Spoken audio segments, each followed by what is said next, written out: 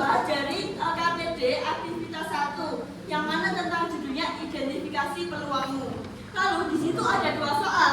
Yang soal pertama, apa yang bisa dipelajari dari permasalahan tersebut? Nah, apa permasalahannya? Jadi permasalahannya merupakan analisis pola pendekatan pelaku child grooming terhadap remaja. Lalu dari permasalahan ini kita bisa belajar bahwa pelaku child grooming biasanya menggunakan cara halus dan bertahap. Dia akan memberikan perhatian yang berlebih, dia akan menjadi sosok pelindung, dia akan menjadi seseorang yang berpura-pura peduli, lalu membangun kepercayaan kepada korban. Lalu kita juga belajar pentingnya kewaspadaan dalam berinteraksi di media sosial, pentingnya batasan pribadi, serta pentingnya komunikasi dengan orang tua ataupun guru agar tidak mudah dalam manipulasi pelaku. Karena pelaku pasti akan memberikan respon atau memberikan kasih sayang yang membuat seolah-olah korbannya menganggap dia telah benar-benar memberikan kasih sayang. Karena apa? Biasanya seorang korban yang contohnya kehilangan figur seorang ayah akan mencari kasih sayang atau mencari perhatian dari orang lain. Contohnya seperti dari orang yang lebih tua. Karena apa? Karena dia menganggap bahwa orang yang lebih tua itu memberikan kasih sayang seperti yang diberikan oleh ayahnya. Jadi dia menganggap itu seperti kasih sayang yang tidak didapatkannya. Lalu kita memasuki poin kedua, yaitu tentang jika diminta mencari solusi kreatif untuk memecahkan masalah ini, apa yang bisa kelompok kita lakukan? Jadi yang bisa kelompok kita lakukan adalah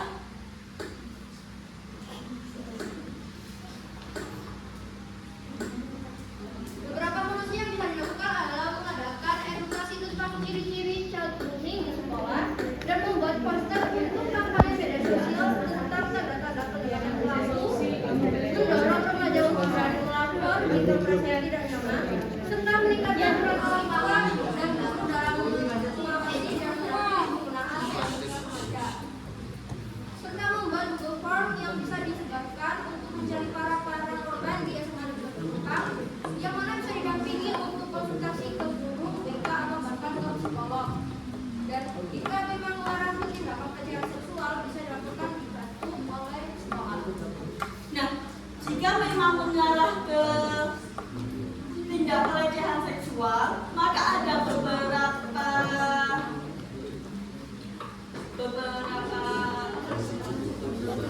solusi yang mana kita bisa membantu melaporkan atau bahkan sekolah yang membantu. Nah, beberapa solusi untuk melaporkan tersebut ada apa saja? Ya, yang pertama yaitu ada Komisi Perlindungan Anak Indonesia atau KPAI, yang kedua yaitu ada Kementerian Pemberdayaan Perempuan dan Perlindungan Anak atau Kemen PPA. dan yang ketiga yaitu ada layanan SPA 129, Sahabat Perempuan dan Anak, lewat hotline 129 atau WhatsApp, yaitu Komnas Perempuan. Kita juga membagi satgas, yaitu ada 3 satgas. Yang pertama satgas angket, yang kedua satgas pendamping, yang ketiga yaitu satgas informasi. Nah, sebelum kita melapor, biasanya kita pasti meminta bantuan ke guru BK. Nah, satgas ini itu gunanya untuk apa? Jadi satgas ini berguna untuk setelah kita mencari para korban, kita cari informasinya, lalu kita dampingi untuk pergi ke BK. Jika memang mungkin dia pernah terjadi pelecehan atau apapun atau kekerasan, mungkin kita bisa melapor. Jika memang BK tidak bisa memberi solusi, kita bisa mendampingi untuk melapor ke seperti yang tadi ada Komnas dan lain-lain. Lalu yaitu memasuki aktivitas kedua tentang analisis soal. Baik, untuk aktivitas 2 yaitu analisis soal. Analisis ini pola pendekatan pelaku child grooming terhadap remaja. Jadi untuk permasalahannya ada di kurangnya kesadaran remaja tentang bahaya child grooming dan masih banyak korban yang takut atau tidak tahu cara melapornya. perempuan yang terkenal sekarang. Yang satu yaitu anggota kelompok Komnas Perlindungan terhadap isu bullying. Yang kedua yaitu memiliki akses media sosial untuk kampanye. Yang ketiga yaitu ada BK yang bisa diajak bekerjasama. Yang keempat, sekolah mendukung kegiatan edukatif. Yang ketiga yaitu aktivitas. Yang kesatu yaitu banyak siswa yang aktif di media sosial. Yang kedua, bisa bekerja sama dengan pihak sekolah. Yang ketiga, tersedia layanan keluarga dan lembaga perlindungan anak dan perempuan. Selanjutnya ada aspirations, siswa lebih sadar dan waspada terhadap child grooming. Kemudian korban itu bisa berani melapor. Kemudian sekolah menjadi lingkungan yang aman, dan terakhir terbentuknya Satgas Anti Child Grooming di sekolah. Yang terakhir yaitu hasil yang ingin dicapai itu ada empat. Yang pertama itu terbentuk Satgas sekolah. Yang kedua tersebarnya infografis dan poster edukasi. Yang ketiga Bercandanya nggak terlalu kayak gitu, ya. Yang ketiga tersebarnya buku pengaduan, dan yang terakhir yaitu korban mendapatkan pendampingan dari guru BK atau psikolog. Yang pertama untuk siapa? Siswa dan siswi SMA Negeri 1 Kupang serta pembuatan infografis poster edukasi dan pengaduan. Yang kedua apa?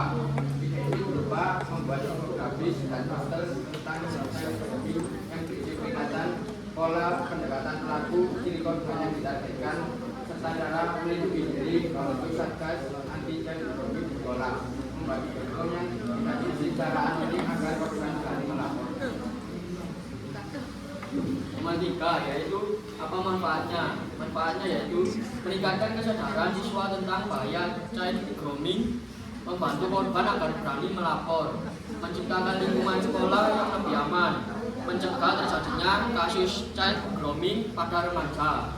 Keempat, bagaimana membuat infografis dan poster lalu menyebarkannya di media sosial dan lingkungan sekolah, menormalisasikan bahaya child grooming kepada siswa, membagikan Google Form kepada siswa untuk melaporkan jika mengalami kasus tersebut. Satgas dan guru BK akan mengikuti laporan yang masuk. Nomor 5, siapa yang terlibat? Siswa sebagai peserta Satgas, terus guru BK. Jika pihak sekolah juga dilaporkan bahwa bekerjasama dengan lembaga perlindungan anak. Yang keenam, seberapa realistis ide ini? Ide ini realistis karena dapat dilakukan dengan dukungan sekolah, guru BK, serta memanfaatkan media sosial dan teknologi seperti Google Form yang mudah digunakan.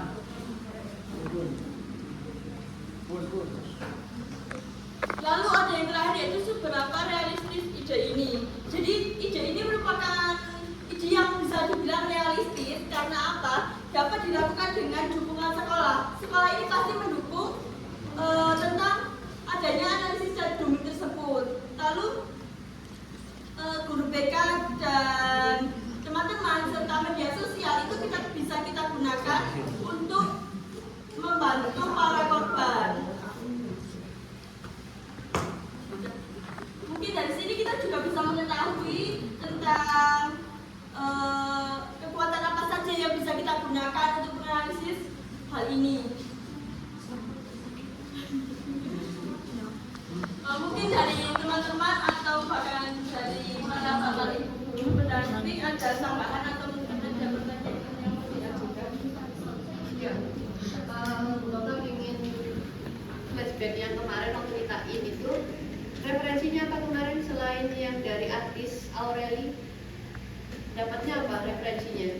Referensi bahwa child grooming itu memang sedang marak berada di dekat dengan kita. Referensinya. Itu juga mengambil dari kasusnya Epstein, Bu. Jadi kita terreferensi dari situ. Yang lingkup kita saja. Lingkupannya di lingkup sekolah ya, Bu. bukan lingkup sekolah. Jadi referensi mungkin katakanlah kekerasan terhadap anak di bawah umur dan lain sebagainya. Coba referensinya dicarinya ke sana. Jadi mengkaitkan ya. Jadi permasalahan yang kamu angkat itu ya, kalau seandainya ini kan hanya satu permasalahan ya. Kemudian kalau Epstein file, nah ini kan kita masih dalam yang kontroversi gitu ya. Jadi mungkin nanti biar nggak ngambang ya, itu kamu cari yang berada di sekitar kalian. Contoh kasus seperti kejadian beberapa waktu yang lalu yang guru bahasa Indonesia dengan siswanya ya, yang seorang ketua OSIS itu ya, yang tersebar video asusilanya dan lain sebagainya. Nah itu kan menjadi salah satu referensi yang memang itu bisa terpercaya. Nah mungkin ada kasus-kasus yang serupa seperti itu. Nah silakan nanti referensi itu dicari se-update mungkin ya, jadi jangan nanti 10 tahun yang lalu gitu ya. Jadi kalau sekarang referensinya apa gitu. Terus kemudian maka bentuk yang diharapkan berarti apa bentuknya? Purwarupanya apa ini nanti? Purwarupanya berarti apa? Infografis sama pembentukan satgas tadi itu Berarti apa? Kampanye ya. Kampanye kalian bentuknya kalau tadi infografis tadi apa? Digital atau non digital? Makanya nanti dilihat ya. Jadi yang sudah dibuatkan itu sudah bagus banget itu ya. Timnya project itu untuk membuat kalian itu. Jadi coba dibuka-buka lagi di LKPD. Nanti sampai ke bawah di situ. Di situ nanti kan ada purwarupa. Purwarupanya itu ada yang bentuk kampanye, ada yang bentuk produk, ada yang bentuk apa. Nah itu ada yang bentuknya digital, ada yang bentuknya non digital. Maka infografis yang kamu buat nanti bentuknya apa? Digital. Nah saat infografis itu dibuat ya secara digital, maka harus ada data. Ya, data terjadi peningkatan kasus child grooming itu seperti apa. Jadi kita nggak bisa didengarkan, betul temenanan dulu. Ya, kalau Pak saya ngambil kata-katanya Pak Alfi di kelasmu respect gitu kan. Saat kamu nggak respect dengan temanmu itu mau kamu tipe bulokan rakyat temenanan. Soalnya memang beneran bulokan nurut loh. Ya, ini tulisan DB sampai kate 8 joy. Ya. Nah, lali kan supaya soalnya. Ya kan? Jadi tadi ya, harus ada data penyerta bahwa terjadi tren peningkatan. Ya, tren peningkatan. Jadi kemudian tadi kamu sampaikan bahwa ada satgas. Nah, itu nanti diterjemahkan satgas itu nanti akan dibuat di bawahnya apa gitu kan. Nah kalau tadi yang kalian kerjakan itu menggandeng guru BK, kalian bisa menggandeng yang lainnya lagi. Mungkin bisa jadi wakil kesiswaan, ya kan? Atau mungkin wakil humas di situ, ya bertindak sebagai apa? Oh ada duta, ada duta literasi, berarti bisa jadi ada duta misal sekolah ramah anak atau duta sebagai apa ya, mungkin yang seringkali kena child grooming mungkin ya secara gender itu adalah perempuan. Oh berarti mungkin nanti kita ada duta apa gitu ya. Nah terus kemudian itu dikaitkan lagi dengan SDGs gitu ya. Mana ini kata-katanya SDGs. Ya sih bu ya, menurut ya. Oh ya tak mau lagi. Nah itu kan ada 17. Nah salah satunya itu adalah satu kesetaraan gender, itu kamu bisa masukkan ke sana. Dicantolnya di kono. Ya atau mungkin adanya kekurangan kesenjangan, kamu bisa masukkan ke sana, ya kan? Kehidupan yang sehat dan sejahtera, bisa jadi orang itu kena child grooming itu karena ya salah satunya seperti yang anak yang pinter yo, tapi ada duit ya. Kemudian ada orang yang lebih tua, kemudian memberikan kenyamanan, kemudian dikai duit, akhirnya balas budi gitu kan. Nah itu kamu cantumnya ke sana ya.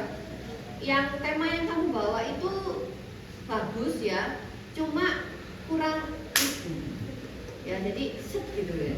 Itu ya. Gitu. Terima kasih. Jadi Bu, sebenarnya kita juga ngambil topik ini karena bahkan di sekitar kita itu juga banyak yang korbannya child grooming Bu. Ada bahkan yang korban dari child grooming, pelecehan, ada yang dari kekerasan juga ada. Ya. Itu nanti kalau kalian bisa mengangkat itu bagus sekali. Karena itu memang nyata dekat dengan di SMA Tumpang gitu ya. Kalau selama ini kita mengatakan itu kalau nggak ada datanya berarti kan gibah gitu ya. Jadi ini gibah doain. Tapi kalau ada datanya itu kan kita bisa melakukan antisipasi itu seperti apa. Tetap kembali nanti dengan BK itu bahwa ada kode etik ya, kode etik untuk memang apa ya, gak boleh dibocorkan ya nama, inisial dan lain sebagainya, karena nanti yang rusak itu adalah apa? Mental saat tidak mampu menerima. Seringkali kan bukannya empati ya, empati itu kadang-kadang hanya di mulut doang gitu ya. Nah, kalau seandainya terjadi kemudian apa ya, dia mentalnya terganggu kemudian nggak mau melanjutkan sekolah, itu yang tidak diinginkan gitu ya. Ya, wes, terima kasih. Terima kasih Bu. Oke, beri tepuk tangan untuk kelompok.